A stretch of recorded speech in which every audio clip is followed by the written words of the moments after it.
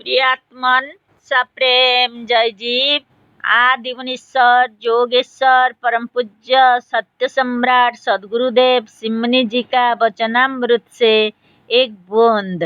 साधन का महत्व। जैसे बोतल को साफ करने के लिए बोतल में गर्म जल डालकर उसे बार बार नीचे से ऊपर घुमाते हैं और बोतल को साफ कर लेते हैं, ठीक इसी तरह से अंग अंग, जोड़ जोड़, गांठ गांठ, पोर पोर और शरीर के अवयव अवयव में गर्म रक्त बार बार नीचे ऊपर और इधर उधर घुमाकर सारे शरीर को हमारे मुनि लोग स्वच्छ कर लेते हैं।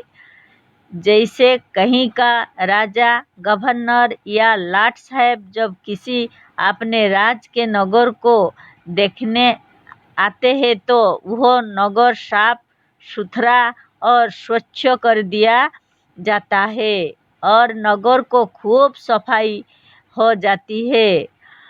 उसी तरह से शरीर के अंग अंग और अणु अणु में शरीर के मालिक मनमय आत्मा या जीव को फेरने और घुमाने से सारा शरीर निर्विकार और साफ हो जाता है।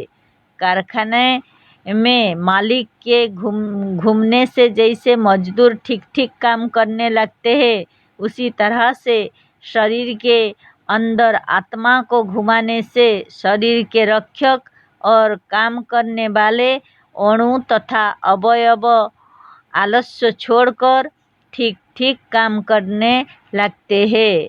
इसी साधन को चक्रभेदन योग भी कहते हैं। मुनि समाज के सच्चे योग द्वारा, मुनि समाज के चक्रभेदन वाले अष्टांग योग द्वारा यह सब हो जाता है और शरीर तथा मन दोनों स्वच्छ हो जाते हैं। यही कारण है कि मुनियों, सदस्यों और हमारे शिष्यों तथा सच्चे योगियों को हमारे बनाए हुए इस सच्चे योग को नित्य अवश्य करना होता है। बिना इस साधन के, बिना स्वाध्याय, सत्संग, शुभभावना तथा आत्मज्ञान के अपना पूर्ण प्रभाव कोई अपने शरीर के ऊपर नहीं डाल सकता। बिना जोते हुए खेत में बीज बोना व्यर्थ है। अतः इस साधन द्वारा शरीर को स्वच्छ, निर्विकार, बलवान बनाकर फिर शुभ भावना करना चाहिए। हमारे बनाए हुए योग साधन के आदि और अंत में 2 बार शुभ भावना होना आवश्यक है। उच्च ज्ञान और उच्च भावना के अनुसार उच्च कक्षा का कर्म होना स्वाभाविक है।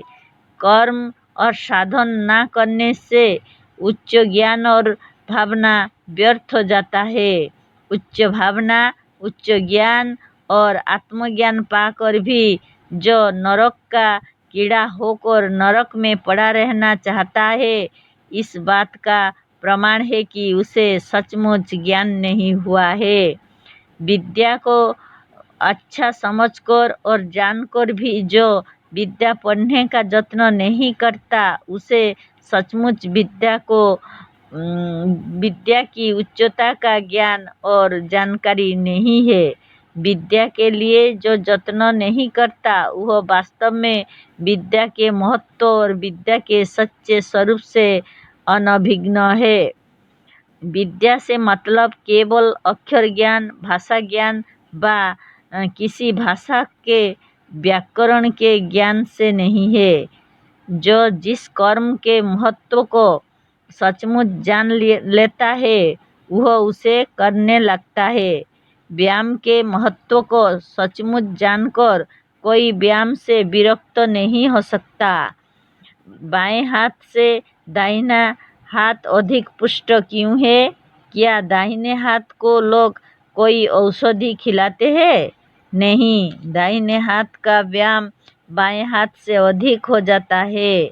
भजन करते समय, लिखते समय, दाहिने हाथ में लाठी लेकर चलते समय, तलवार, छुरी और हंसिया चलाते समय तथा अनेक प्रकार के अनेक काम करते समय दाहिने हाथ का विशेष उपयोग होता है, इसीलिए उसका व्यायाम अधिक होता है।